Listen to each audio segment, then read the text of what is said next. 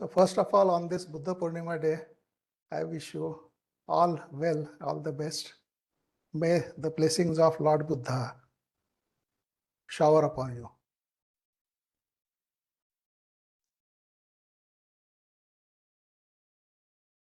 We are not going to compare the teachings of Buddha and Krishnamurti because there is no authentic record of Buddha's teaching available. In fact, it is said that the first written record of Buddha was done 400 years after Buddha left his body. And as you know, a lot of distortion can happen in those 400 years.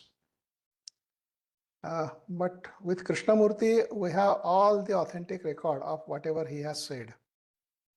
So there is no point in comparing an authentic with unauthentic record. So we are not going to compare the teachings, but we are going to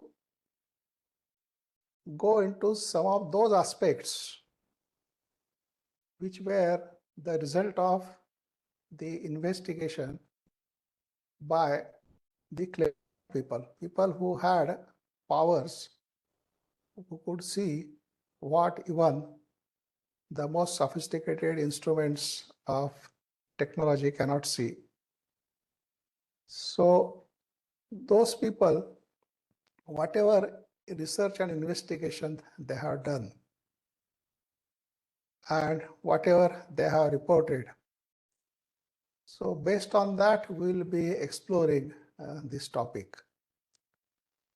So in this, mostly we'll be referring to what CWL has said, what Annie Besant has said, what Geoffrey Hodgson has said, and what Krishnamurti himself has said.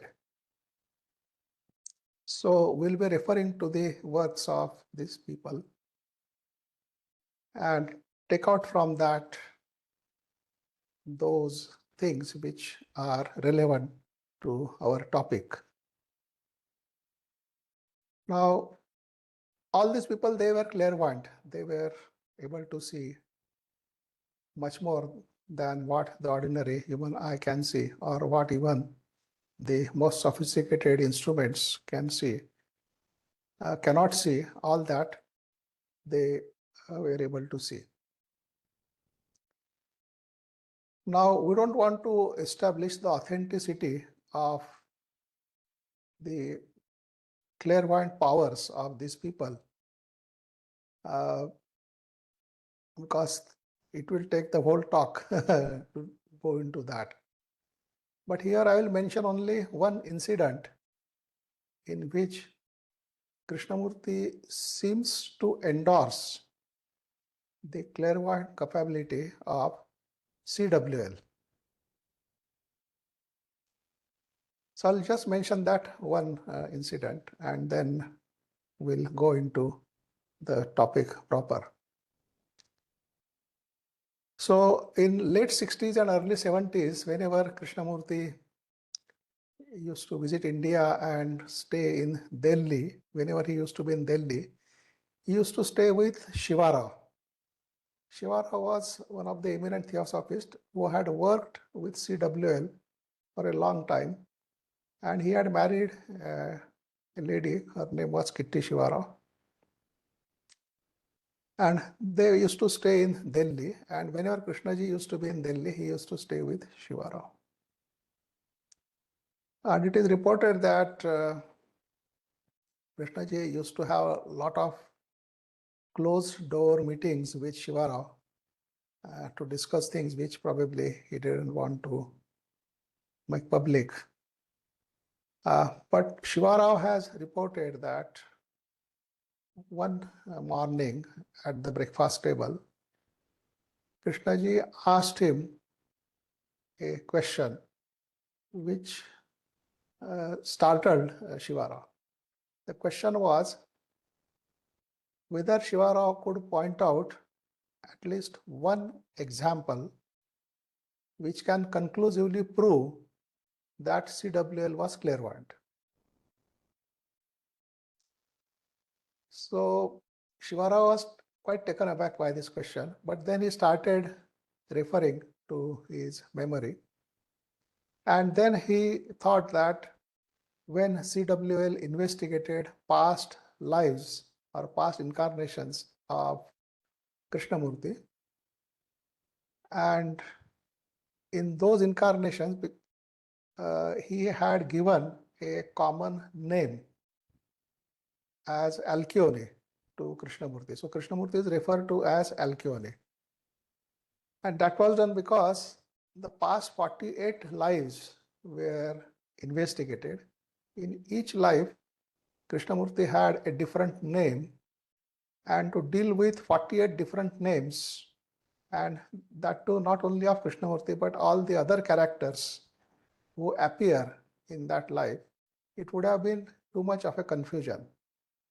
And to follow these 48 different names in through all the different incarnations, so was not a very practical idea. So for the character who is common throughout all those 48 incarnations, a special or specific name was given.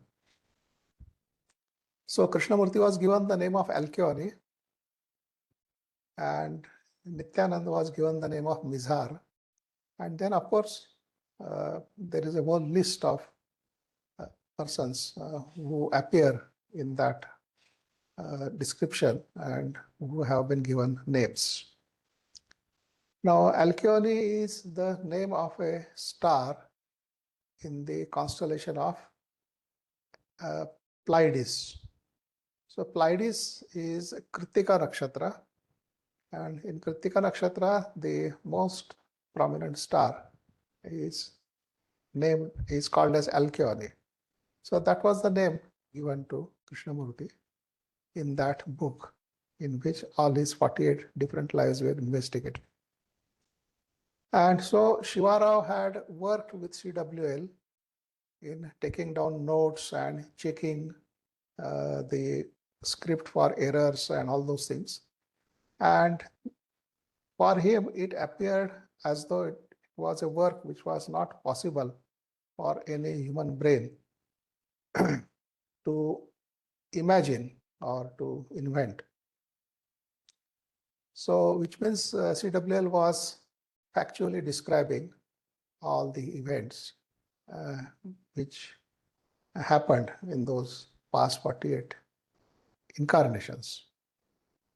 And therefore, he gave that as an example to Krishnaji to say that, yes, from that, one can say that CWL was clairvoyant. But Krishnamurti outright discarded that example, and he said that that doesn't prove conclusively that CWL was clairvoyant, because all that could be the work of imagination. Then Shivarao started looking for another better example, and then he found one, and he said to Krishnaji that around 1911 or so, he was working with CWL in his office, and CWL was also there. And suddenly CWL said to Shivarao that he is required to go somewhere. He is urgently required there and he has to go. So he asked Shivarao to continue with his work, and just to see that no noise is made in the room or even outside the room. And then CWL just went to the bed which was there in that room and slept. Shivarao continued to work at his table. And so at the physical level, the picture was Shivarao working at his table and CWL quietly sleeping on that bed. So after 3 to 4 hours, CWL woke up. And he just said to Shivarao that good that he could go. It was a big shipwreck, and he could help. Just that much he said to Shivarao. And then Shivarao just took it, but then his brain started thinking. He thought that if there was a big shipwreck, then it must appear in news. So he was looking into the newspapers for that news. The next day, the news did not come. But the day after that, there was a news of the sinking of Titanic. And the timing given in that news of the sinking of Titanic exactly matched the timing when CWL was fast asleep in his. And so, which means that it was a factual information. He had gone there to help. So Krishnaji accepted this example. He said, yes, that can prove, but he wanted even a much better example than that. And then Shivarao told him that the only other better example he can think of is the example of Krishnamurti himself. And he said that when you were selected or found by CWL, there was no outward sign of any greatness in that boy. He was, in fact, looking most insignificant, and nobody would have paid any attention to him, while his younger brother was much brighter looking. And yet CWL selected him only and not his younger brother. So that means he must have seen something which nobody else was able to see. And so that proves that he was clairvoyant. So Krishnamurti accepted that example completely, and he said to Shivara, yes, then you are the right person to write the story of that boy, how from the insignificant boy he became a teacher. And so that was the example, that incident where CWL was clairvoyant, or his clairvoyance was indirectly endorsed by K. And CWL had investigated these past 48 lives. And all those were published in the book, The Lives of Alkyone. The book is available on the net. Interested persons can read them. But out of those 48 lives, the last two, that is the 47th and 48th, they were the most important incarnations of Krishnamurti. The 47th life, Krishnamurti was born around the time when Buddha was there. So Krishnamurti was 7 years elder than Buddha in that life, and Buddha, when after achieving Buddhahood, Buddha was giving sermons, and Krishnaji attended that. So actually, what happened was that Krishnamurti was, or the Alkyone, I will refer to that character as Alkyone rather than Krishnamurti, because it is better we talk about Alkyone than about Krishnamurti. So in that life, Alkyone was deeply hurt by the actions of his brother, and he couldn't come out of that suffering. So finally, he came to Lord Buddha.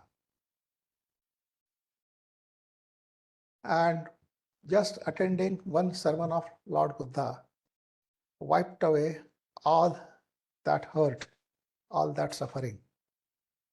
And Therefore, he wanted to devote all the rest of his life to Buddha and his teachings.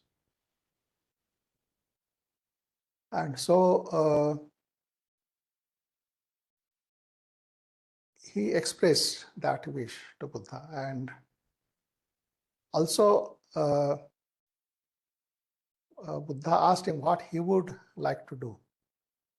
So he said he would like to be with him, and maybe as he is doing this great work of helping people to come out of their suffering or helping humanity to end that suffering. So he would also like to do that kind of work.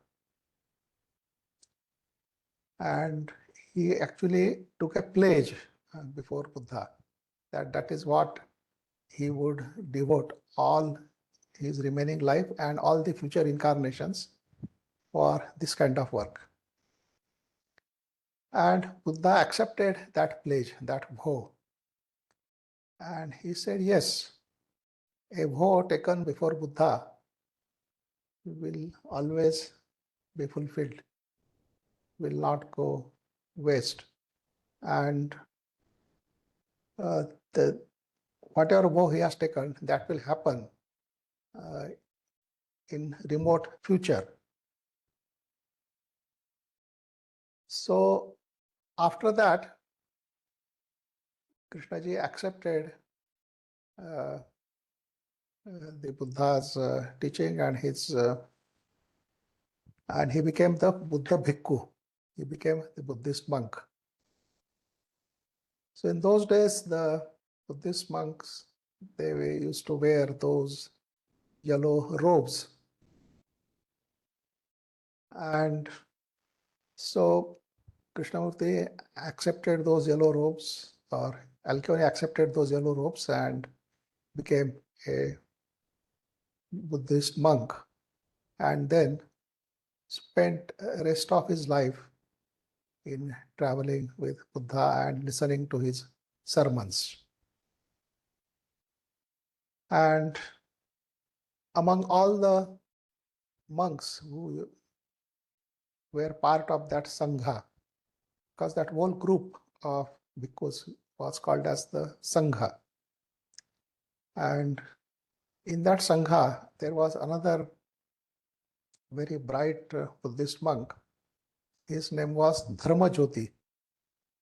And Dharmajyoti became actually a very close friend of Alkyoni. And in fact, when Alkyoni accepted the Buddhist initiation and he had to discard his old clothes and take on those yellow robes, so Dharmajyoti actually helped him in wearing those yellow robes. And then they were close friends throughout the life of Alkyoni and during that incarnation. Now, CWL has also described the scene of Buddha's sermon or Buddha's talk. Now, Krishnamurti himself had great regard for Buddha, and he had said that if at all there was somebody alive who had attended or who had directly heard Buddha talk, then Krishnamurti would not mind walking miles to meet such a person and sit with him and ask, how was it to listen to the Buddha? And unfortunately, no such person was possible because 2,500 years had passed since Buddha left his body, and I don't think anybody could survive that long. But CWL, through his clairvoyant investigations, he could see the scene of Buddha giving talk. and how it was happening. And he has described it in that book. So that particular talk which he was investigating, he said that about 2,000 people were attending that talk. They were sitting facing Buddha, and the members of the Sangha wearing yellow robes, they were sitting around the Buddha. And thus spoke in a very musical and sweet, sonorous voice, and whatever teaching. And in fact, he said that the aura of Buddha was so huge and powerful that the whole audience was covered by that aura. That means every person in that audience was within the aura of Buddha. And not only that, the splendor of that aura attracted lots of devas and angels of other kingdom who also participated in that talk. They were also the part of the audience. And they made their contribution in that talk. So as a result, the force of Buddha and all that energy, that level increased to such a level that by sheer influence of that force or that energy, the consciousness of a lot of people from that audience almost reached the Arhat level. So it was that powerful an influence of the aura of the Buddha and the energy which played through him. And all the hosts of devas and angels also participating in that. So now this reminds me also of a similar thing in Krishnamurti's talk. In fact, during the Oman gatherings, because before Krishnamurti started his work as the one teacher in 1929, many years before that, he used to hold a camp or a gathering at Oman once in a year. That was also in the month of August. So in 1927, in one such gathering, that gathering was clairvoyantly observed by Geoffrey Hodgson. And the gathering is to begin by Krishnamurti lighting a fire and then quietly standing and talking to the audience. And what Geoffrey Hodgson found was not only the people on the physical plane were attending the talk, but lots of devas and angels were also attending that talk. And in fact, when he lighted the fire, the deva of fire, the Agni, we call, so that Agni Devata appeared there and helped alight that fire. And lots of other hosts of angels and devas, they were there, and they were also doing their part in that talk. So which means that those camps or those gatherings must have been quite an influence on the audience. And this was just one such event investigated by Geoffrey Hodgson, who was also a clairvoyant person. And he had described it. That article was published, I think, in Herald of the Star. So, which looks quite similar to what CWL had described in case of Lord Buddha. A similar thing was happening during Krishnaji's talks.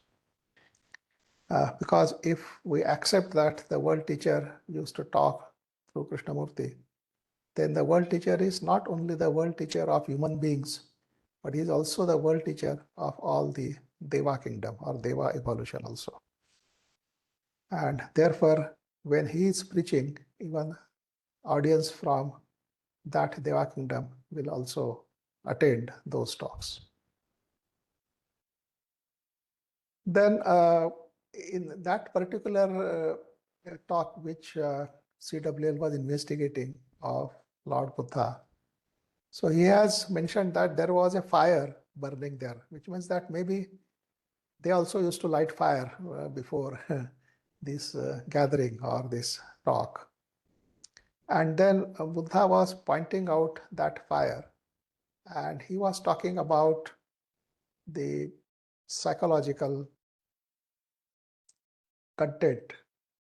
And he said that no half-hearted measure will suffice.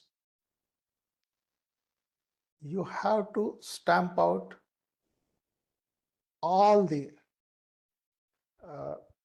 desire and that hatred and all that has to be completely stamped out of your mind. And there, no half-hearted measure will work. And to explain that, he gave an example of that fire. So he pointed at the fire and said that as long as even a small spark of that fire remains, there is always a possibility of that spark turning into a big fire. So similarly, as long as even the slightest desire or slightest this hatred is there, or slightest you can say of the psychological content, then there is always a possibility of that turning into a full blown reaction. So from a spark, it can always turn into a fully blown reaction. And therefore, even the last spark of that reaction has to be stamped out. Until that is done, one cannot say that one is free of that reaction. So now this looks quite similar to what Krishnaji used to say in his teachings, that when he is say, explaining about fear, and then he will ask, have you understood what is the root of fear? And if you say yes, then his next question would be, that means you will never be afraid in your life. And then you would say, no, I can't say that. Then he would say that means then you have not understood what fear is. Which means that even the last speck of that reaction, unless it is eradicated, removed, one cannot say that one is free of that reaction. So Buddha continued to travel in the plains of northern India with all his Sangha, and people from all walks of life used to come to listen to him. And at that time, King Bimbisara was the one who had invited Buddha to give his sermon. But at that time, Buddha had not become Buddha. He was on the way to Gaya for his meditation. And so he told Bimbisara that he won't come now, but after his meditations and after that he would come. So when he reached that Buddhahood, then he came and gave sermon in that kingdom. And that was near Rajagriha, and Krishnaji was also born in that Rajagriha at that time. So he could attend those talks. And Dharmajyoti was his close friend in that life.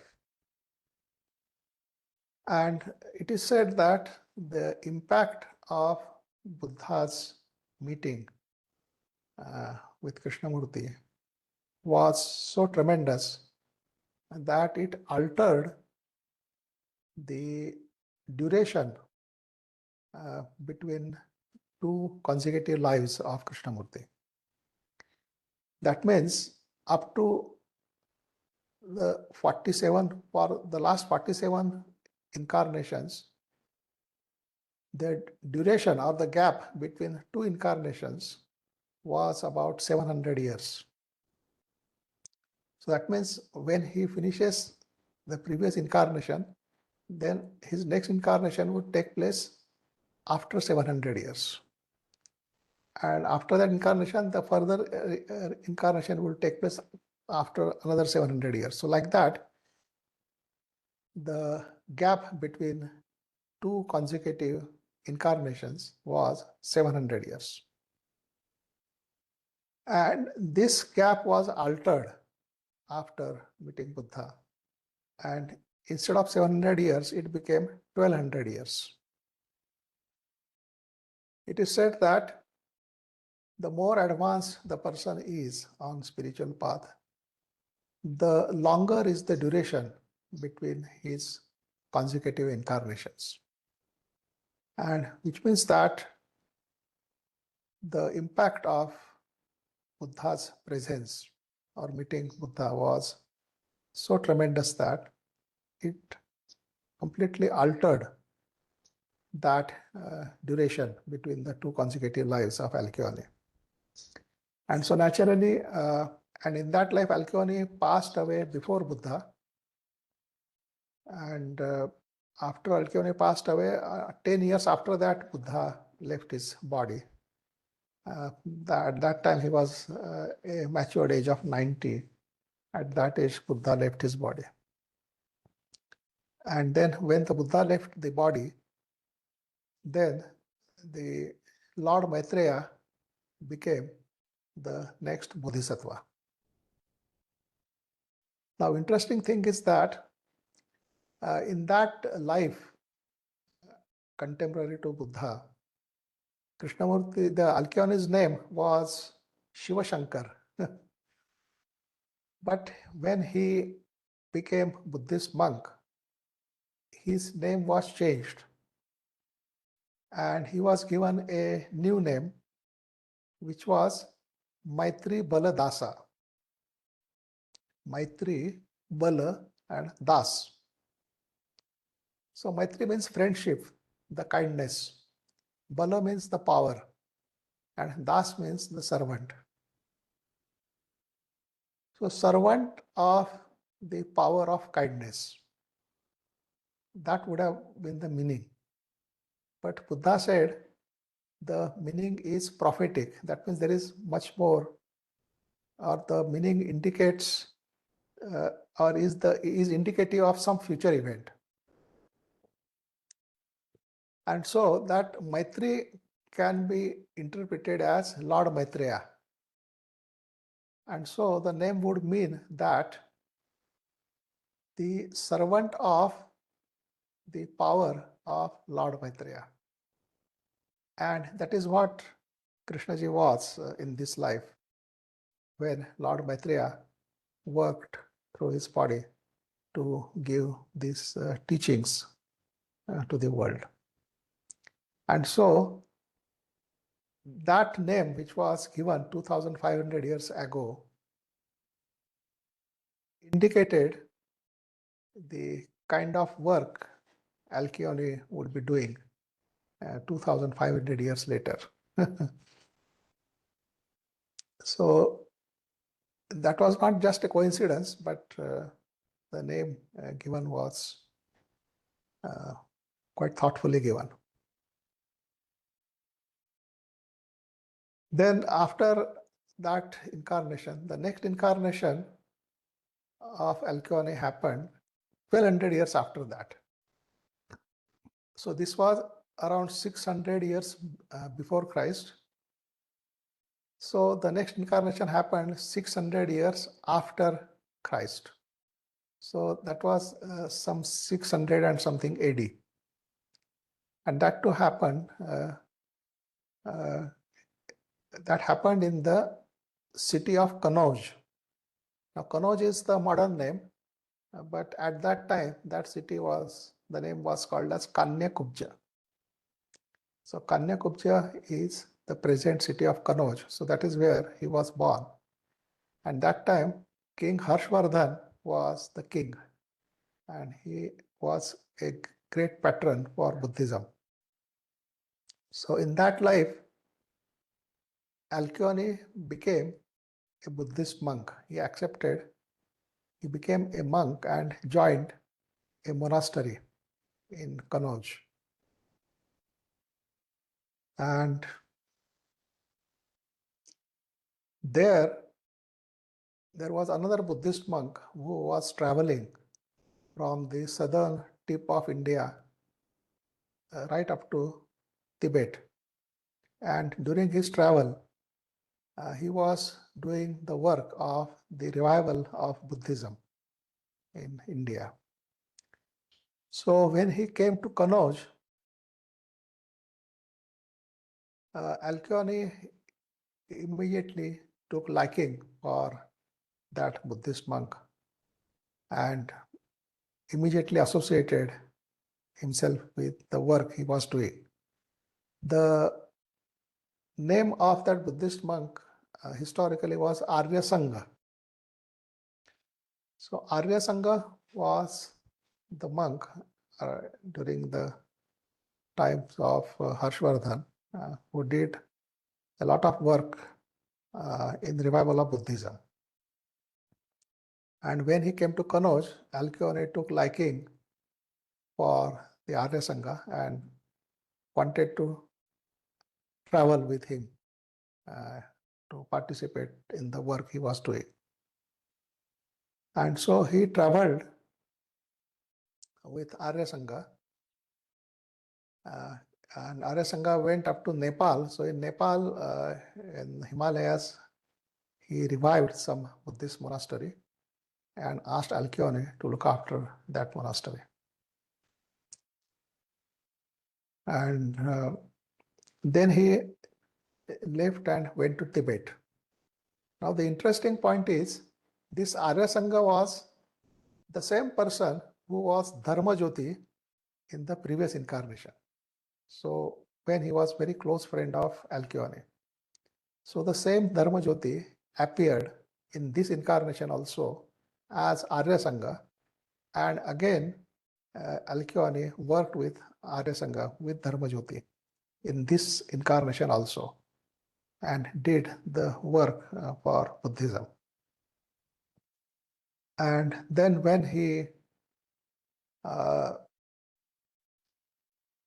when Arya Sangha left that monastery in Nepal and went further north to Tibet, Alkyone actually he wanted to continue his work at the monastery in Kanauj, but then he also couldn't neglect that monastery which was revived by Arya Sangha. So he selected one monk from that monastery and he trained him to manage all the affairs of that monastery. So for 10 years he remained there and trained that monk, and after 10 years he left that monastery in charge of that trained monk, and he came back to Kanauj and then spent rest of his time in looking after that monastery. Then later on he became the head of that monastery, the chief abbot he became. And around that time, the famous Chinese traveler Yuan Sang, he happened to visit that kingdom, and he visited the court of Harshvardhan also. and the procession which was taken out in welcoming Yuan Sung was watched by Alkyone also. And after that, then his next incarnation was the present incarnation.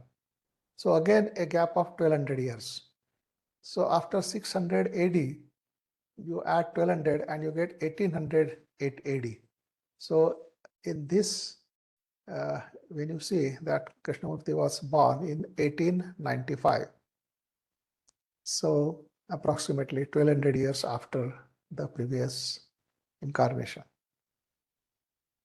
And then, of course, he was found by CWL, and with his clairvoyant investigations, he found that the Lord Maitreya was going to manifest through the body of Krishnamurti to give the new teachings to humanity, without which humanity will not be able to survive. But for that, Krishnamurti's body had to be prepared. And the preparation of the body started in the inner preparation. The outer one started immediately after they were taken charge of. That is the grooming of the physical body. But the inner preparation started in 1922 through a process. And that process was a very, very delicate affair, and had to be intensely attended to. That means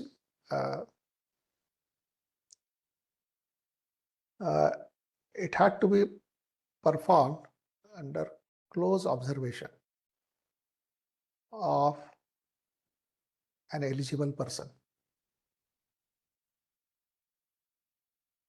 Now, the interesting point is, if Dharmajyoti was with Alkyone at the time of Buddha, then again in the next incarnation also he was there as Arya Sangha with Alkyone. So in this life, in what way he appeared? Now, there is no mention of that, but I was interested in this, that in what way that same person might have come in contact with Alkyone in this life also.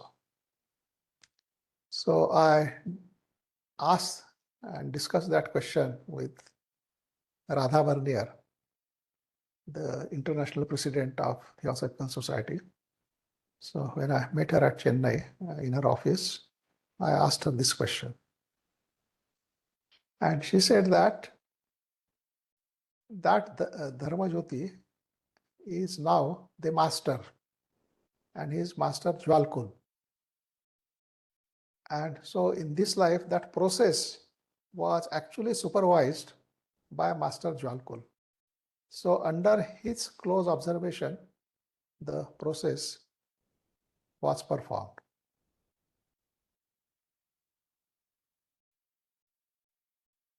So you can see that a relationship on spiritual path, when it is formed, it continues life after life. So in this life also,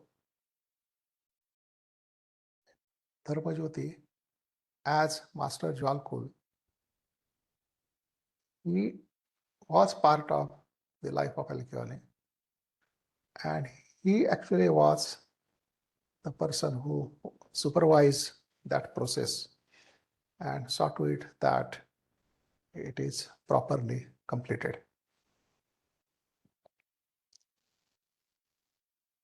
So the teachings The truth doesn't change with time, but only the expression. And it has to take expression which is valid for that era of time. And in this era of technology,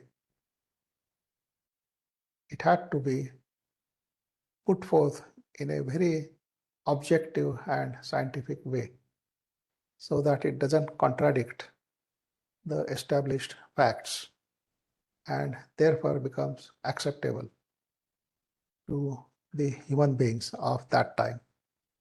And that is what Krishnaji has been doing.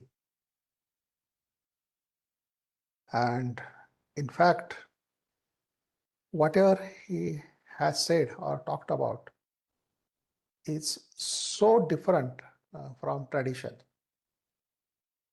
that many times a person just gets startled when he hears some of those statements of Krishnamurti. But it is clear that without the understanding of these teachings, humanity will not be able to handle the technology, the technological onslaught safely. And for that, the understanding of case teaching is must. And in fact, the world teacher had come just at the right moment in the human history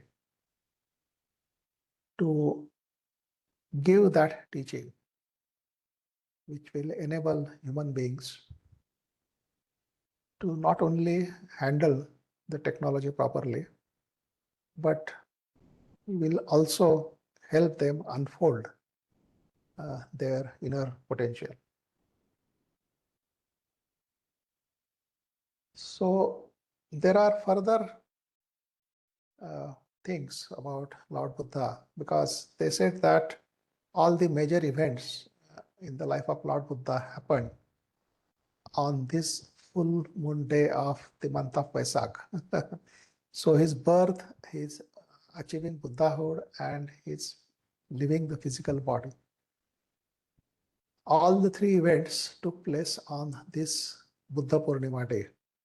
And therefore, this Buddha Pournima day is very important. It is celebrated as. So it is not just a celebration in the memory of Lord Buddha, but it is said that precisely on this day, every year, Buddha appears and gives his darshan or gives his blessings to humanity. And there is a big ceremony associated with this, in the sense that it is all described in the book, The Masters and the Path by CWL. People can read it. I'm just mentioning it here, that exactly at the moment of the full moon, the exact moment of full moon is when the angle between the sun and the moon is exactly 180 degrees. So when that angle becomes 180 degrees, that is the exact moment of that full moon. And at that moment, the Buddha appears and gives his blessing. And this happens every year. The place is somewhere in Tibet. And it is said that the persons can attend that event through the astral body or astrally. So when a person sleeps, he comes out of his physical body and moves in the astral world. And so once he is moving in the astral world, then he can go to that place and attend that ceremony and have the darshan of Lord Buddha.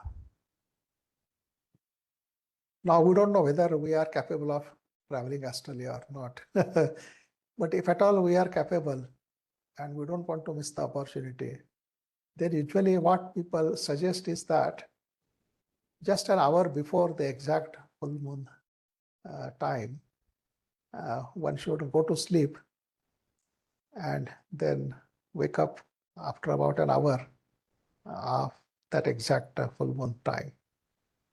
And so when you are asleep, then maybe you can travel and attain that if you are capable. But if you are not capable, then of course you can't do that. But since we have no way to find out whether we are capable or not, so why not take a chance and then just go to sleep? So many theosophists who know about this, they sleep an hour before that exact moment. They go to sleep and try to be asleep at least for next couple of hours, so that if at all they are capable, then they would be able to have the darshan of Lord Buddha. And they said that once a Buddhahood is achieved, then the Buddha is working at such level where he may not be coming in contact with humanity, because his work is at such a high level where the humanity can't even reach or can't be even aware of. But this particular Lord Buddha, he maintained the contact with humanity and therefore gives his darshan once in a year. Now it is said that the present Buddha, which is the Lord Gautam Buddha, he is the first flower of humanity. That means from in our earth scheme of evolution, Lord Buddha is the highest evolved human being of this scheme of evolution, which is the earth scheme of evolution. He is the highest evolved being. So he is the first to reach that level. And therefore, he is referred to as the first flower of humanity. So does that mean that there were no Buddhas before Lord Gautama? There were Buddhas, but they were not from our scheme of evolution. They had come from other schemes of evolution, and they were helping humanity. But Lord Gautama Buddha is the first human being of our scheme of evolution to attain that Buddhahood. And they work at such a high level, and from there, all the energy of that dimension, through them, they make it available to humanity at their level. And without that, the humanity has no chance, no way to get access to that energy. And so Lord Buddha doesn't work directly with humanity, but works through the world teacher and the masters, and through their disciples.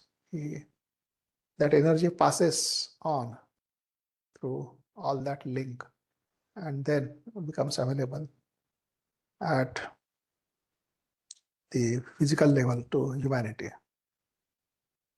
And Krishnaji has also talked about that energy during in his last statement, where he's saying that the kind of energy that functioned through his body Now the body could not take it any longer because it was like 12-cylinder engine, energy equivalent to 12-cylinder engine.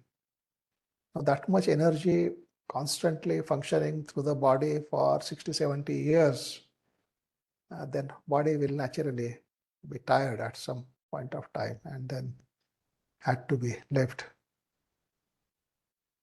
So that kind of energy is made available to humanity, which otherwise the humanity has no way to get access to that energy. So that is the kind of work. There is, of course, much more, but not so much research has been done, mainly because the researchers were not able to reach that level to investigate. So therefore, whatever they could find out, that they have described.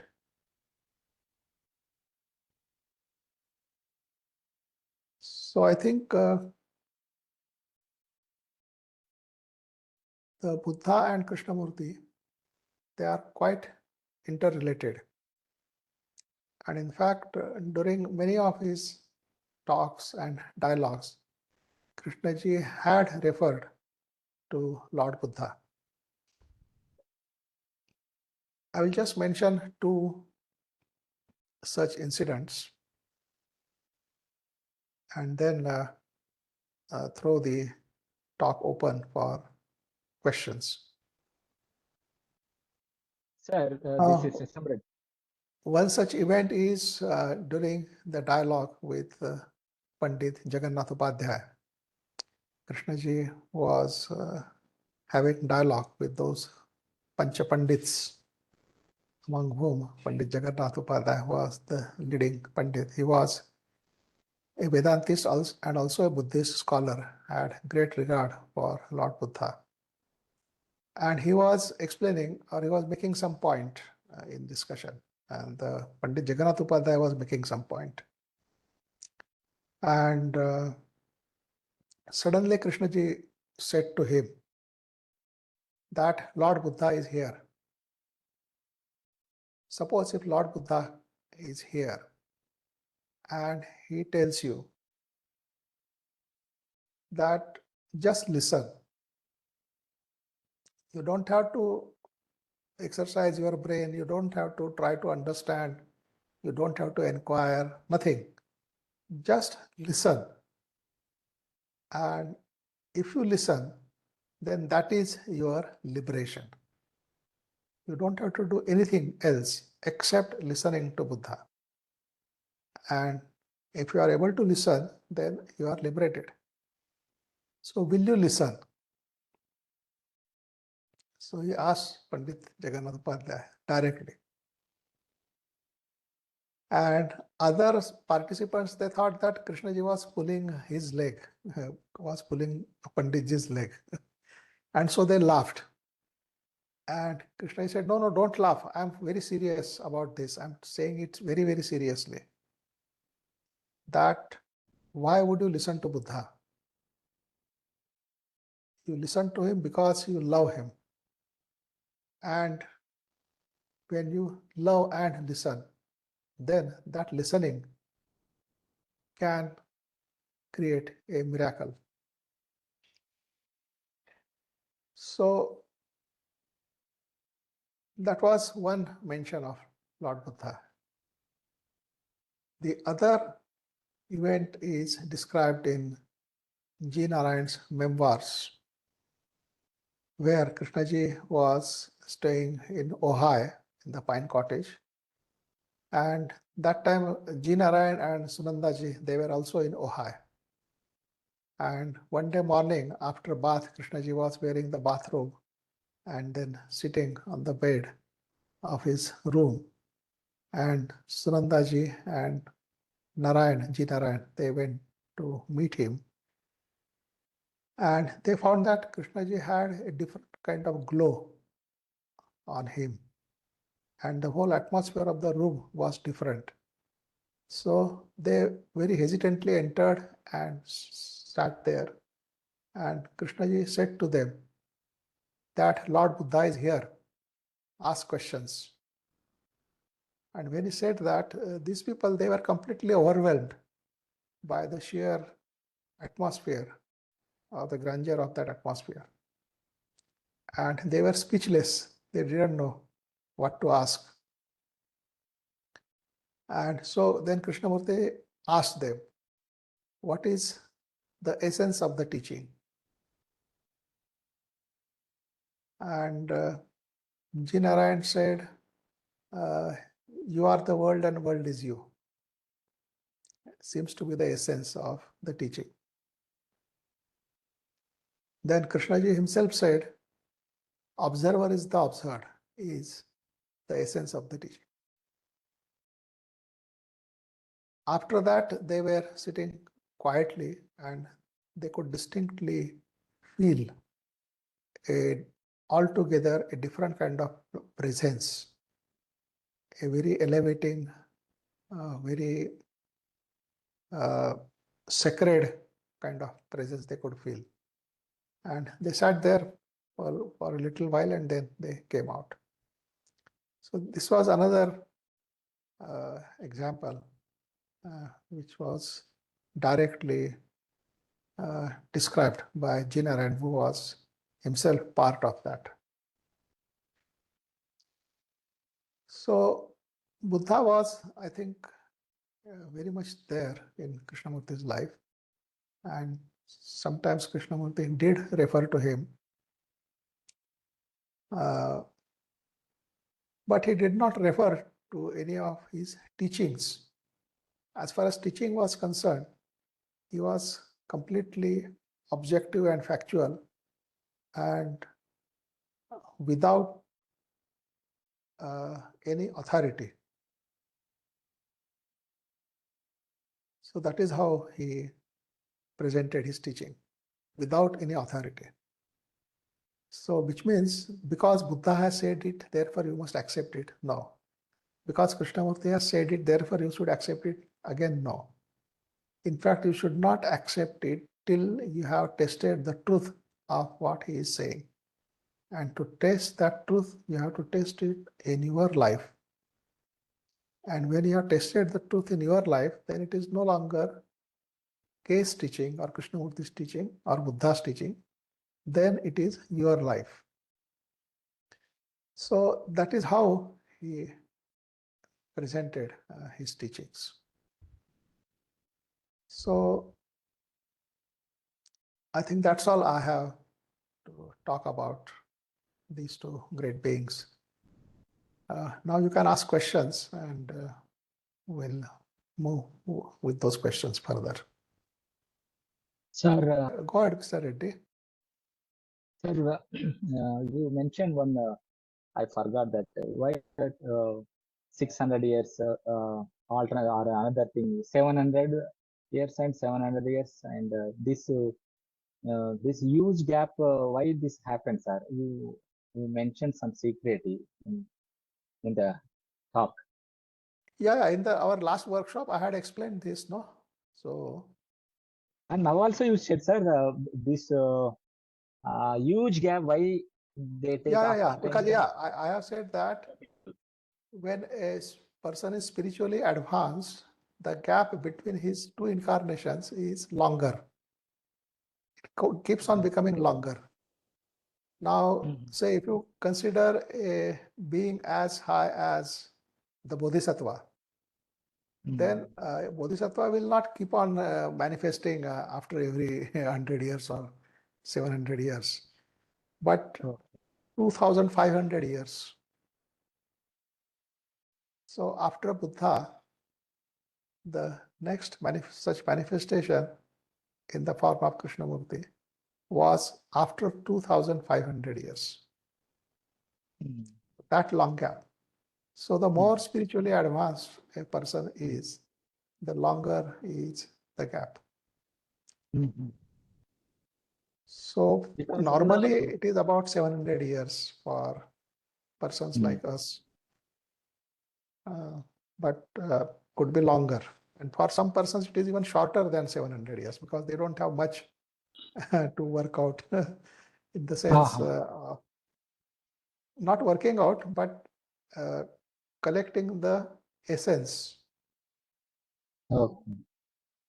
Because if one has lived a fruitful life, then whatever he has gathered in his life, out of that, he can extract all the essence. And with that, his causal body is built up. Now, if he has not gathered much significant things, then naturally he doesn't have much to draw. And therefore, he doesn't need much time for that. And so because this causal body depends on taking birth. yeah, the causal body has to develop, has to unfold its full potential. And all these incarnations, through each incarnation, whatever the person has gone through, all that is again attentively worked upon, and the essence is drawn, and whatever is drawn, that builds up the causal body. The qualities and the capabilities of the causal body are built up with that. Now, if a person has spent most of his time only in worldly things, like gathering material things and all those, and hasn't worked much upon him psychologically, then naturally he doesn't have much to draw the essence from, and therefore doesn't need much time to do that. So he will exhaust all that very quickly, and after that, then he comes back for his next birth. Yes, sir. Sir, the next second one, sir, about regarding this in incarnations, Dharma Jyoti. Yeah. In each lifetime,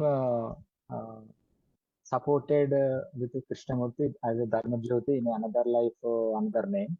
Then the finally Arya when Sangha. you, Arya Sangha. Yeah. So finally, when you ask that theosophist lady or another person, in this life, who incarnated as a, she said that Master Jwalakul is the Master Jwalkul. Master Jwalkul is in operated Tibetan from the body. beginning. He has a Tibetan body. Tibetan body, yes, sir. So from the beginning, when Krishnamurti took Buddha's time before Buddha, so this master operated from the beginning, sir, up to the end. No, he was not master at that time. Ah. He became master in this incarnation. Even as Arya Sangha, he was not a master. He became master. He in this Tibetan body, he became the master. He took that initiation, and after that only he was able to supervise that process. Yeah, sir. That's why I'm asking the process and everything. Because only a master can supervise the process, nobody else. Yes, amazing, sir. Yes, sir. Yes, sir. I had a question regarding this gap between two incarnations. So that means after you leave the body, the accumulation of the Guru's teachings will go on in the astral body and causal body. And when the time is right, you probably work out some of your karmas in the astral body itself.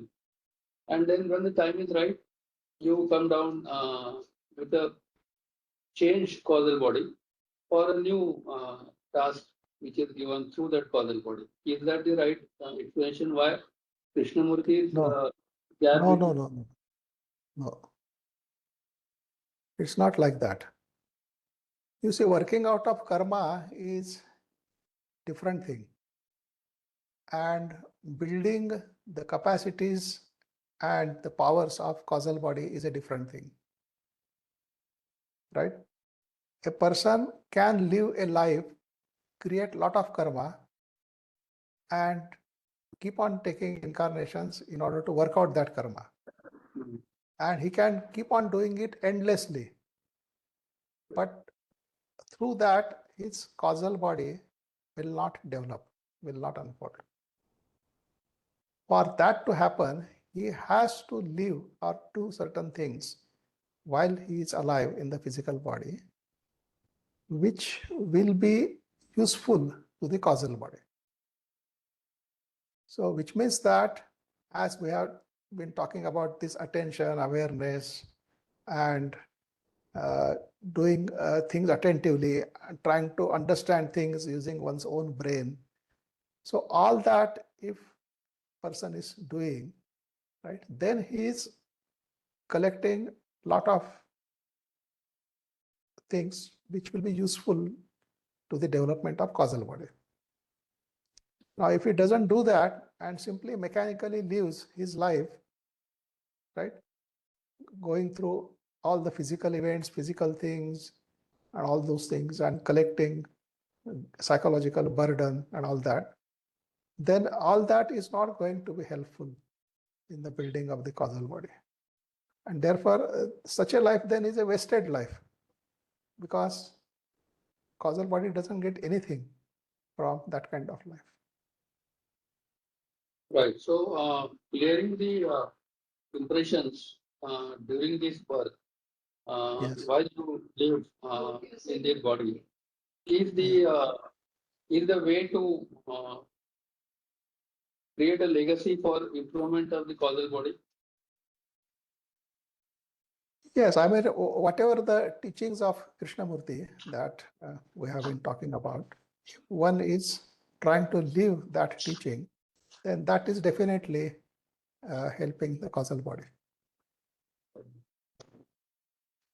And I wanted to understand the difference between avatara and world teacher, like Lord.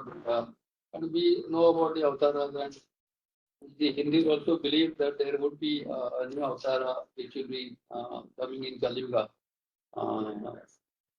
So, what is the difference between a world teacher and an avatar in terms of what they contribute to the humanity or what they teach to the No, humanity? actually, no, you see, the concept of avatara has to be understood. Then you will not ask such a question.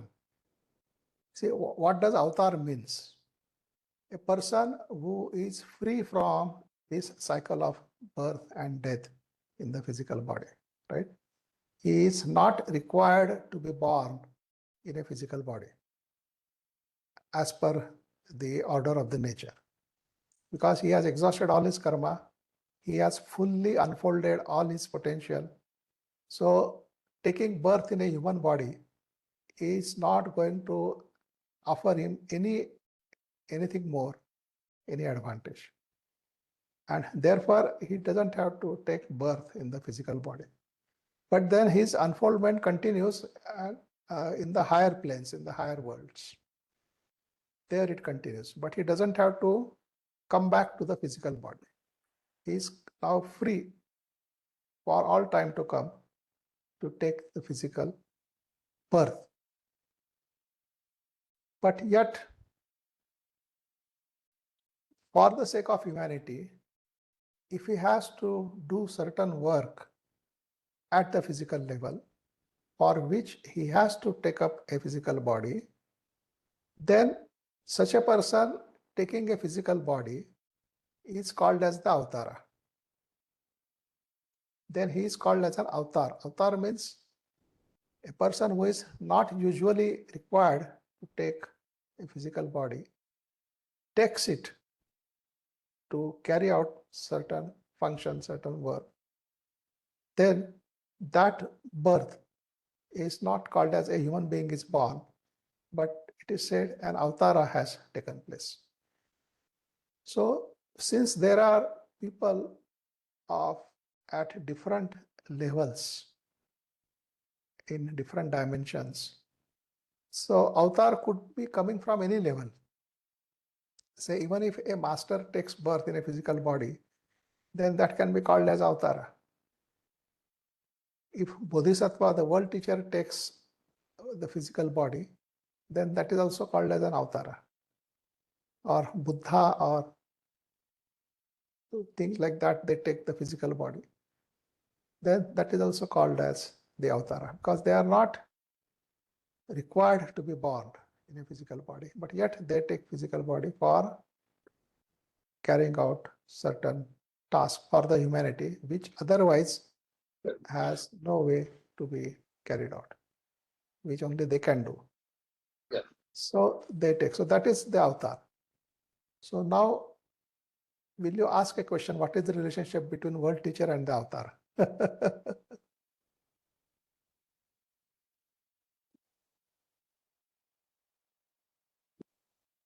Okay, so essentially, avatar comes from the word avataran, that means coming down. Yes. So maybe Avtaran, because in normal course, they will not come down. only when there's a need for the teaching. Yes, yes. Okay. Thank you. Sir Yes, Sanjay. Sir विचारा. तुम्ही English मध्ये करून घेता का मी मराठीत विचारतो. तुम्ही मराठीत विचारा, मी इंग्लिश मध्ये करून घेतो. चालेल. सर त्याच्या चित्ताची अवस्था आहे स्वतःपन्न, सगदागामी, अनागामी, अहर्त आणि बोधिसत्व, सम्यक संबुद्ध आणि तथागत. हे 7 डायमेन्शन म्हणजे काय नेमकं? त्यातलं फक्त मला बोधिसत्व आणि तथागत एवढंच माहिती आहे. बोधिसत्व म्हणजे आपल्या world teacher Lord Maitreya, who is the Bodhisattva now. And so Bodhisattva is the highest being who still takes avatara in order to help humanity. Tathagata is the Lord Buddha. Now Tathagata doesn't take avatar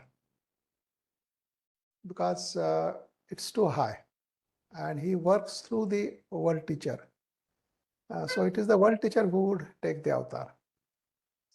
And Tathagata is the Lord Buddha or any Buddha. And even our Lord, Lord Maitreya, when he becomes Buddha, right, then he also becomes Tathagata.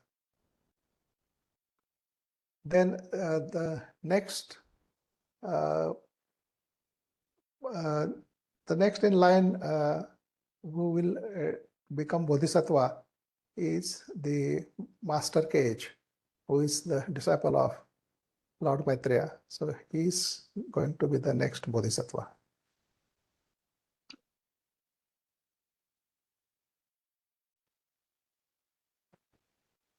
And all the previous things, they are the previous initiations, the Buddhist names for those initiations. In that, there is one Arhat also.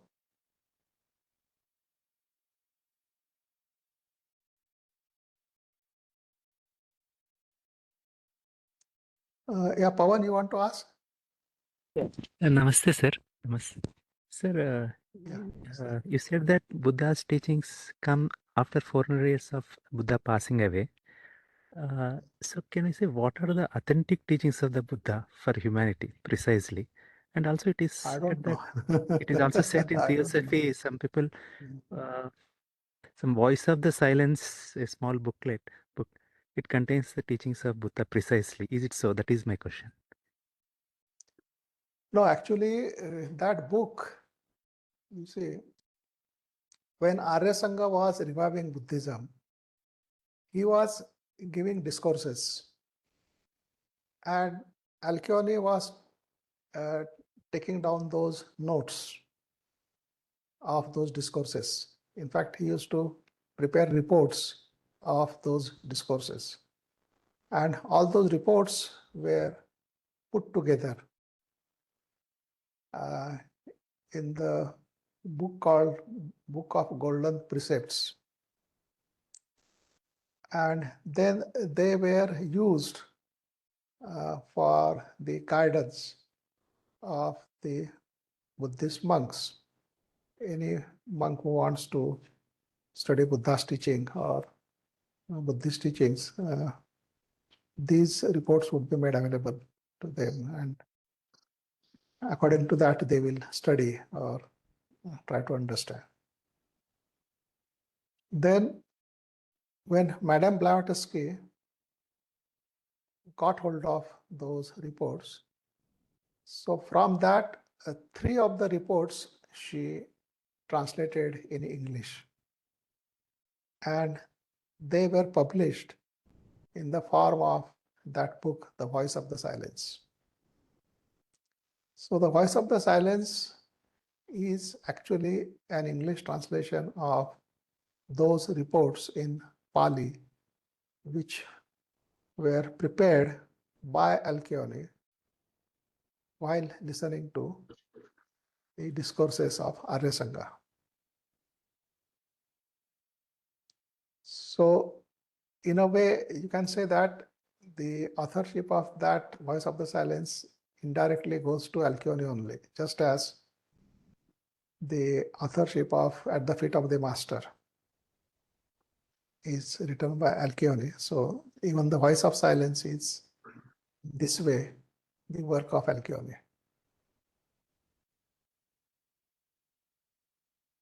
Thank you. Yeah, Paresh, you want to ask? Yes, sir. Yeah. Sir, how do we know, sir, if a teacher is genuine, and what do theosophists, for example, say about other people like Christ or Muhammad or Prophet? And yeah, sir, these are the two questions, sir. And one small question is, why don't we see gurus as women?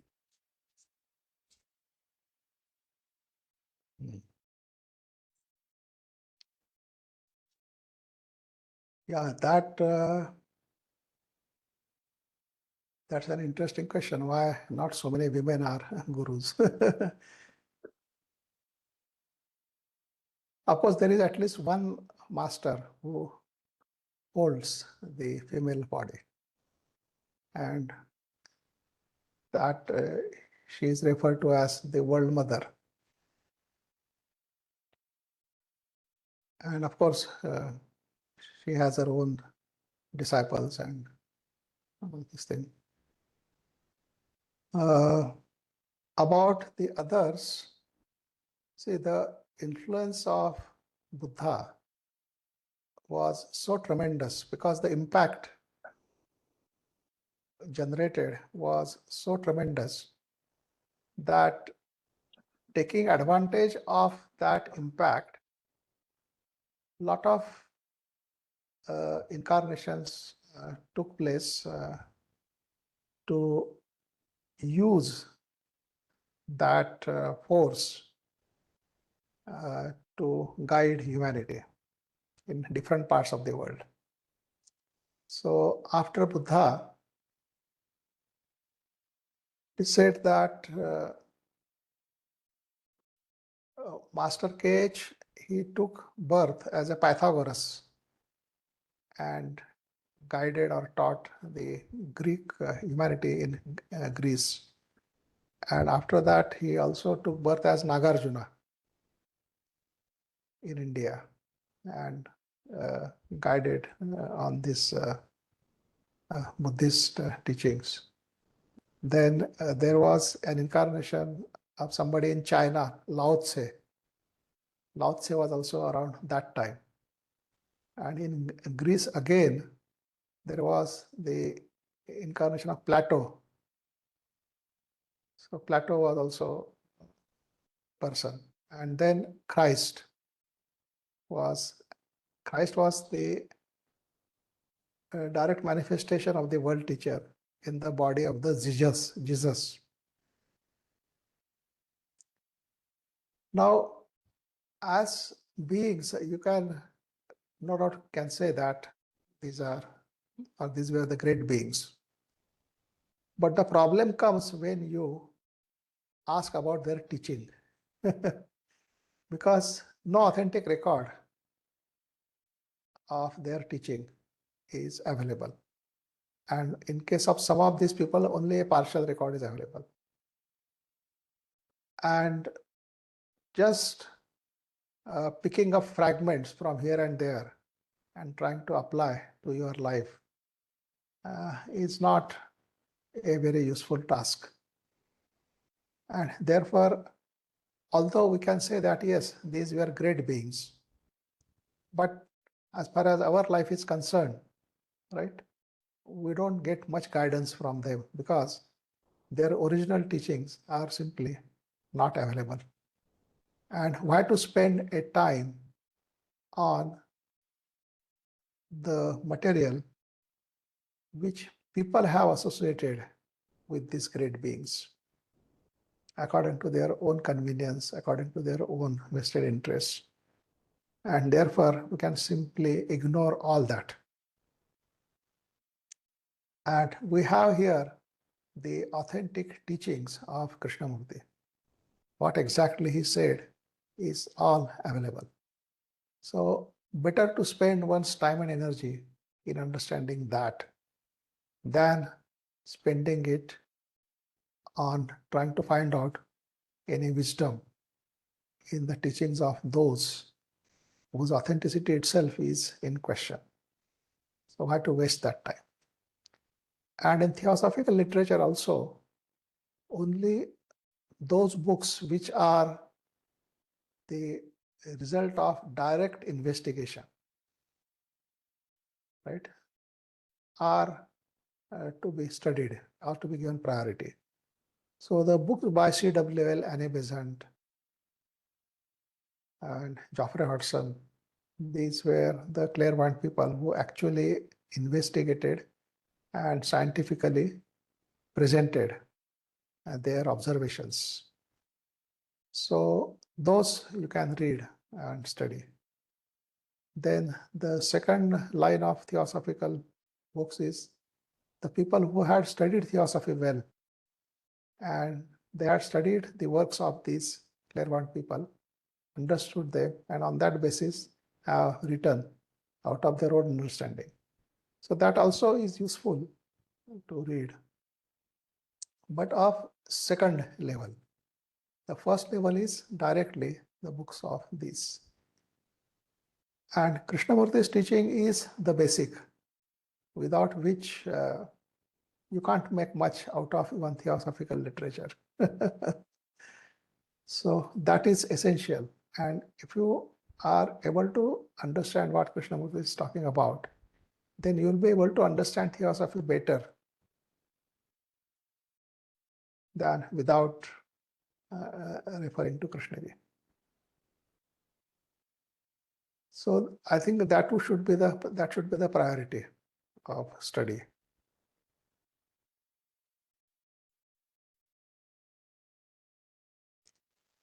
Vijay bhai, you want to ask?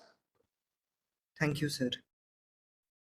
Yes, I was trying to correlate or ask you whether what is the place of a Sadguru and the teaching that he imparts to a disciple, and then he instructs him to do sadhana by way of meditation, by way of namasmaran, by way of japa.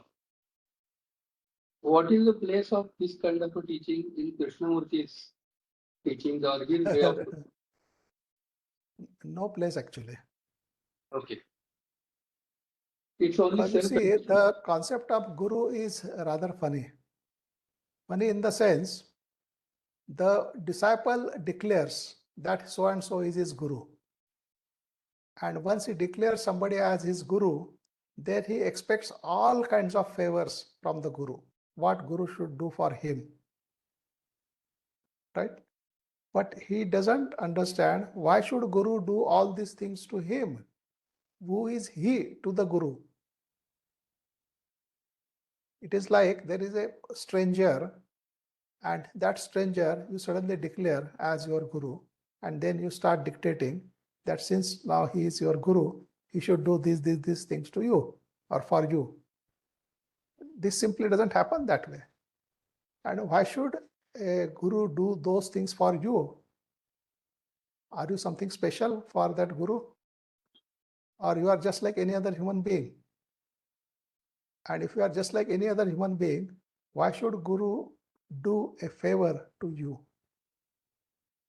And so that whole concept of gurudom and guru and shishya is false. Krishnaji has rejected it outright. Now, that doesn't mean that there are no masters. They are there. But why should a master do things for you? In what way you deserve the time and energy of the master? Why should the master spend his time and energy upon a person? Why? Yeah. So a person has to have something in him. So instead of asking what the master should do for him, he should ask what he can do for the master. Now, if he says that he will do puja, he will do ritual, he will do japa, mantra, all these things he will do for the master. So master will say, it doesn't mean anything to me. Yeah, my question was depending upon the disciple's level of understanding and development. The Guru would probably prescribe certain things to him which the disciple ought to do. He should not expect the Guru to do things for him or in his life to change before the events in his life or whatever. That understanding, if the disciple has a proper understanding. In that case, would a Guru's teaching take him to a next level or would it help him to develop spiritually? No, but how do you know that so and so is your Guru? How does one know? That's on his own experience. No. The experiences comes from tradition, from authority, from make-believe. It has no basis. We have examples of Who is going to be my Guru? I don't know. And in fact, if there is a master who will be my master in future, right? Right now, I don't know. And I have not done anything to deserve the attention of the master. So which means that the first thing is to live one's life properly, to live one's life rightly. And if one is living one's life rightly, then right things will happen. Then you will get guidance, not from a particular person as a guru, but you will get guidance from the life itself. Somebody will come and give you suggestion and you will find it very useful. So it's not that the concept of guru disciple as traditionally explained or followed has no place in Krishnamurti's approach. It is all very ridiculous. So what usually happens is that a disciple, a person has to unfold, has to grow. And when he has grown sufficiently to attend the attraction, to attract the attention of master, then the master will attend to him. Then he can help. But if the person has not done anything of that sort, and that goes without saying that you can't expect the Guru to do everything for you. Yes. It is the Guru acts as a guide to show you the path along which you have to do the walking. And the self-inquiry part will probably come along as you go along the path. The inquiry of the self, guided by the Guru within, will definitely take you further. That is no, I think the concept of Guru is more taken as a security. A person feels secure that, oh, Guru is there. There is somebody to look after me, somebody to help me whenever I require. So he is taking shelter in that concept. And a mind which is always taking shelter cannot stand on its own unless it comes out of that shelter. And so Krishnaji was doing all this work of breaking all those shelters, all those things, and drawing the people out so that they can see for themselves what is their true nature. Yes, and then stand on their own. Yeah. Is it a phase process in the sense that initially you do look up on the Guru as your support, and then you let go of the support and be on your own? So that's what the problem is, how do I know who is my Guru? And how do I know that Guru is really the advanced person and he is really going to help me? Because nowadays anybody can show some little bit of so-called miracle and influence me and say that he is my Guru and start guiding me and demanding things from me. It's very easily possible. Yeah, generally speaking, the Guru-disciple relationship is maligned much more so in the current times. But Yes. there are great gurus, there are great disciples in the past, even in the present. So such guru definitely would guide you. He would drive you within instead of asking you Yeah. to. No, the problem is if there are real gurus, how do I find out? How do I know? That's your own That is experience. I mean, when there is. no, experience is out of tradition, out of whatever has already happened. Because my experience is my conditioning. So out of my own conditioning, if I am going to choose the guru, then that guru will be also as per that conditioning. Then of what use that guru is to me? We don't choose our guru. The guru will choose his disciples. So, but even then, somebody comes and says to you that you are his disciple. Are you going to accept it? This is a subject which we can discuss later because there are many. I remember a lady who was taken to Osho, and Osho was very impressed by that lady. And he told her that she was going to work for him because he is her guru. And she said, but she doesn't feel like that. And therefore, she cannot be his disciple. And so she left him, right? So there are such examples also. A guru can cheat a disciple. A disciple can also get cheated by selecting his guru. So the whole area, the whole field is very trickery. And anybody can get deceived in any way, at any time.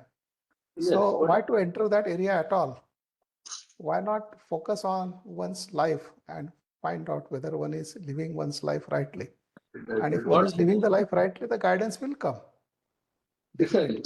So a guru basically is having a body. I mean, you will understand when somebody talks to you, somebody like you, somebody like who is holding a form. Yeah, I mean, friends. Krishnaji always talked about friends, like two friends. We discuss, we understand, but he never talked like a guru. Like I mean, friends. Yes. when the guru-disciple relationship is a very pious and a very evolved or a very that is only in case of the master and the disciple. Okay. Now, if he is not a master, then any other guru is worthless. Better to throw him out. That's it. So, and how does one know whether he is the master? Right? One doesn't know unless the master approaches. It is through the experience. But basically, a guru who will guide you to make self-inquiry, he'll clear all your. No, but why to call him a guru? Why to call him a guru? Because guru means it has a lot of loaded meaning to it. There is a lot of expectations, a lot of things that if he's a guru, then this is all you have to bow before him, touch his feet, do his puja, offer him this and that. And he has demands on you. And he will tell you, once he tells you, you have to accept it.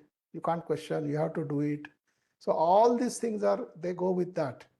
So therefore, Krishnaji discarded that word guru. That's right. I mean, no because need. that is how the things were coming to that kind of a stage where the gurus were proliferating and they were creating issues. Yes. And particularly in this age, the gurus are proliferating like anything and they are amassing wealth. Yeah. Quite a lot. One should be circumspect, but in the process, I don't think the institution of the guru disciple should be discarded completely. It will amount to throwing the baby with the bathtub. There are originals, that is why there are counterfeits. So originals must be there. No, sir, my simple question is the master that reality in your life? If it is, go with it. If it is not, then don't put anybody else in that position in your life. Right. Then you will be deceived. Yes. If master is the reality in your life, then your life, the way you live your life will be completely different. But if he is not the reality, then better not to put anybody else in that place and call him as guru. Then there will be deception. Understood. When you are saying Guru is the reality of your life, what do you exactly mean? What I mean is that then your life, the way you live your life will be totally different. Imagine if a master is watching you Right. by standing close to you, will you do all those things which usually you do? You will not. Yeah. Because you don't want to do things which the master is not going to approve, not going to like. Right?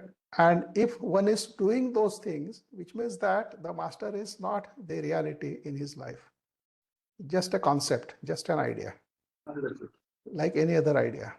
Yeah. And he is keeping master as an idea, but living his life in his own way. Correct. As you desire.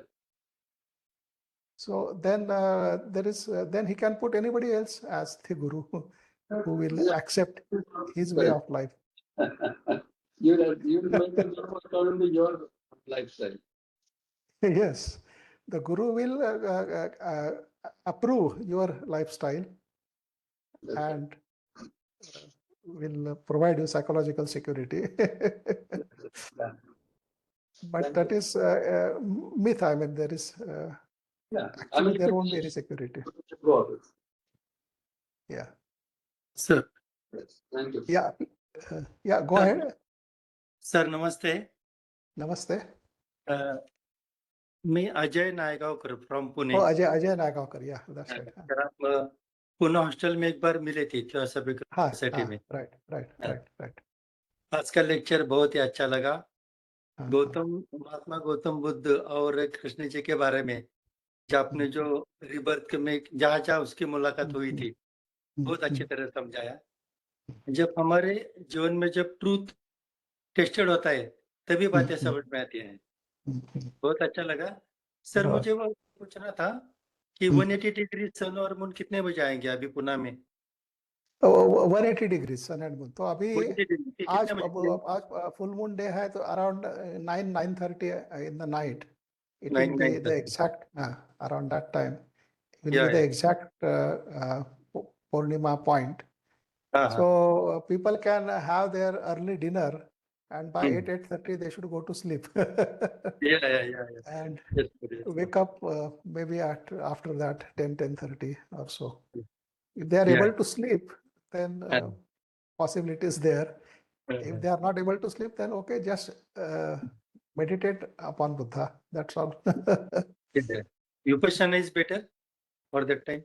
No, Observation. I don't know Vipassana. Vipassana, instead of Buddha, they will ask you to focus on your breathing, Yeah. on your thought. So not good. Yes, Focus sir. on Buddha himself. Yeah. His greatness. So that will help much more than just watching my breathing and my thoughts. Yeah. Sir आपका project चालू हो गया? गुरुवार में कुछ तो चल रहा था. हाँ, अभी चल रहा है. अभी हाँ. इस साल पूरा हो जाएगा शायद. इस साल हम लोग शुरू कर सकते हैं एक्टिविटी 2026 में. Yes. Okay, thank you, sir. Yeah. Are there, Ganesh, you want to ask something? Sir, the question is like that the relationship of the what you explain about the Bodhisattva, Tathagata, and the initiation, it takes place, and the last step is the Tathagata. But what about sir humanity? Why the it likes that you have described that the there were 48 births has taken place, incarnation taken place by Krishna ji. But we have the history of 5,000 years, 6,000 years of the earth. Yeah. So it was, is there anything other than this also? And the human has to go through these cycles. Then what is the need of the human being? Because they are coming for the help of the humanity only. The Buddha has taken the birth, or he has reached the Tathagata level. Again, the masters are coming to help the humanity. But why exactly we have to go through all these things? If The we human are, beings. yes. Human beings. Yeah, human beings are living their life without intelligence. It's like you have a herd of animals and they keep on living their life in the forest and they remain like herd only. And as we have said, the purpose of life is to unfold all the potential of a human being, the inner potential. It has to unfold. That is the purpose of life. Otherwise, if it doesn't unfold, then human beings will continue to live as they are. So if we are living our life mechanically, thought-based life, then we will keep on living that kind of life endlessly. And if we are living a conditioned life, then we will be controlled by robots, by artificial intelligence, and we'll be just slaves. So everything that we do will be decided by the system. What we can eat, what we cannot eat, how to react, how to behave, what to like, what not to like. If everything is controlled by the system, then what is the human being? Then the human life has no meaning, no significance at all. It's just living like a robot, like a machine. And in this way, he can go on living endlessly. But there is a stop to that also, because the human beings can destroy each other through the weapons of mass destruction, or when the brain is controlled like this, the brain is going to deteriorate, because the brain which is not being used will deteriorate. And so even then, which means that if the human beings continue to live the way they live, they will be enslaved by the artificial intelligence and their brains will deteriorate and they will come to an end. The human species will come to an end, or the human beings will destroy each other by the weapons they have created. And so none of these alternatives is acceptable. No sane person will accept any of these. And therefore, he will always ask whether there is any other way. So other way is to unfold the human potential. But in order to unfold that human potential, what does one need to do? So for that guidance, these avatars, they come, the bodhisattvas, they come, the buddhas, they come, and they guide humanity as to what they can do to unfold this potential so that they can be really what they are and not that they just become the brainless machines. So what they are doing for humanity is unparalleled. I mean, nobody else can do it except them.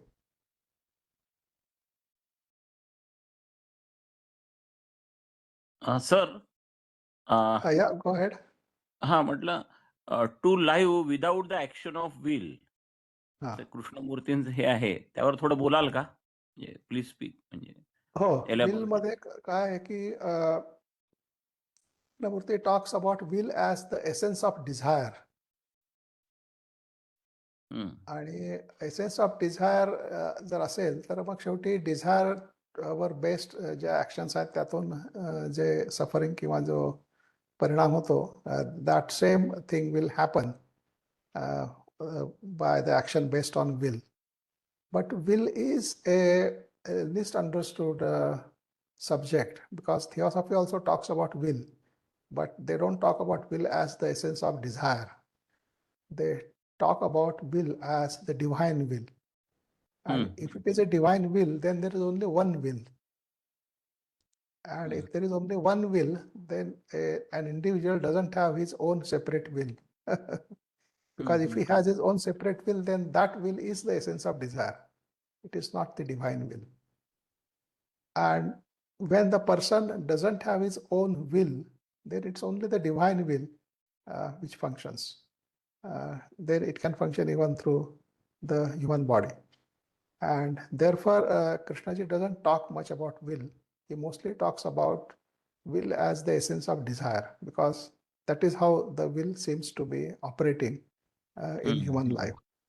And but once the desire is understood and eliminated, then there is no desire, and therefore there is no essence of desire also. Then there is only the divine will, and divine will is as per the order of the nature. It doesn't go against. In fact, the whole order of the nature is the expression of that divine will.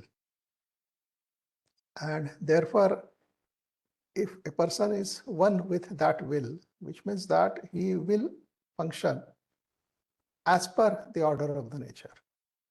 And in fact, you will see that the masters and all these august beings, they function exactly as per the order of the nature.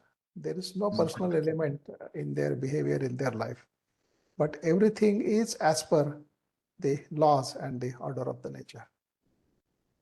And therefore, very, very impersonal, very personality, in fact, is not there at all visible in their lives.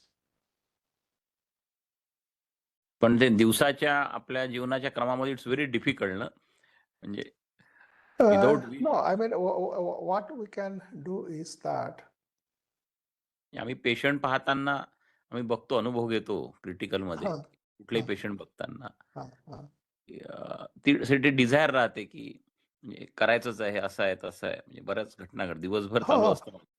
The desire will be there, but you can watch the desire. You can be aware of the desire. Once you are aware, then desire cannot play havoc with you. Right. Because of awareness, the desire will fall in its place. Then it is not a problem. Right. आणि बऱ्याच ठिकाणी बऱ्याच वेळा Krishnamurthy observe is ऑब्झर्व्ड म्हणतात. सतत त्यांचा फार त्याच्यावर focus असायचा. त्याबद्दल थोडं एलॅबोरेट कराल? Yeah, actually, the observer is observed. He has put in many different ways. Like thinker is the thought, experiencer is the experienced, and things like that. So a lot of such pairs. The analyzer is the analyzed. So there what he is saying is that the thinker, which is made up of thought, and that thinker operating within the field of thought, then he is part of that. But he operates as if he is separate or different from that. Right. And therefore the conflict arises. But if he operates not with separation, but say whenever the thought arises, right? Now instead of I am thinking, right? If the thought is seen as thought, that a thought has arisen, anger has arisen. So anger has arisen, then there is the awareness of that anger, and then whatever happens to the anger happens. But we don't do that. We say that I am angry or I am getting angry. Right. And when I say I am getting angry, then I have to also say that therefore I have to control my anger. Right. And therefore the whole conflict begins. We think that we are separate from anger. Yeah, we are separate from anger. Right. That is how we look at it. But if we are not separate from anger, then there is only anger. As the anger is arising, immediately there is the awareness of that anger. And with that awareness of the anger will rise and fall or subside and finish. म्हणजे आपण values देतो त्याला. Value देतो. Correct. Right. पण हे घडतं कसं? Once we say I am angry, then we have already given it the value. Right. Because then my anger becomes justified compared to the other person's anger. Right. कारण आपण angry झाले असताना दुसऱ्या some other person doesn't pay attention, then we get even more angry. But if the other person gets angry, we'll say, oh, why did he get angry unnecessarily? What was there to be get angry? But if I get angry, I will say, yes, my anger is justified. And everybody should take notice of that. तुलना होते. comparison. But somebody else's anger is not important at all. So that is how then the comparison happens, and then evaluation, measurement, and division, all that. Right. But if anger is anger, whether it is within me or whether it is in any other person, it is the anger. And when you look at anger as anger, then there is no identification. Then there is awareness of that anger. And Right. out of awareness, whatever action happens with regard to anger, that will be the right action. Right. That's natural म्हणजे ती naturally. Yes, yes, yes. Right. Thank you, sir. Thank you. Yeah. So, Sir, may I ask again, Ganesh here? Yeah, there is another person, Tanmay, or I don't know what the name. I'll just read. Yeah, Tanmay. Tanmay wants to ask something.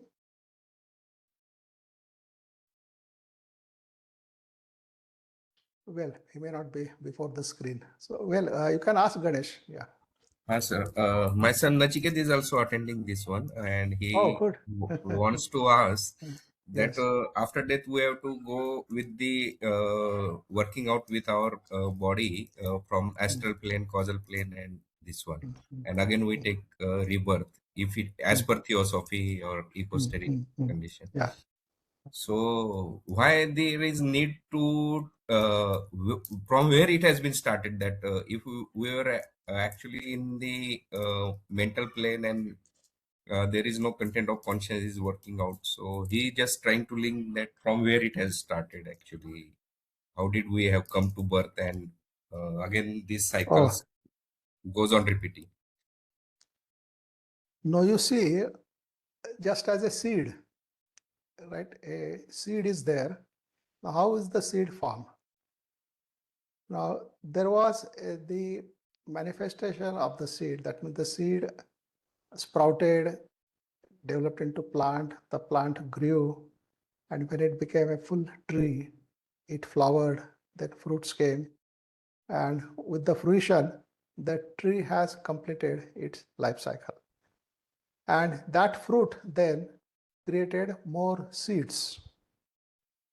And each of that seed has the potential to develop into a full tree.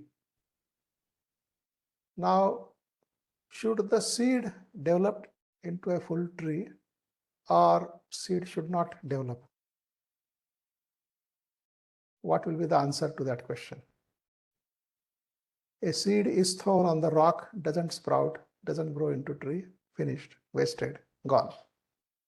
And some seed falls in the soil, gets all the things, and therefore sprouts and grows into a full tree. Right? So this is the way things happen in nature. A child is born, grows, becomes a grown human being, lives his life, and then at the end dies, leaves his body. Right? Now, if you ask why should this happen, there is no answer for that. Why should it happen? But it happens in nature. And so there are certain questions which cannot be asked. Like you may ask, why does the universe exist?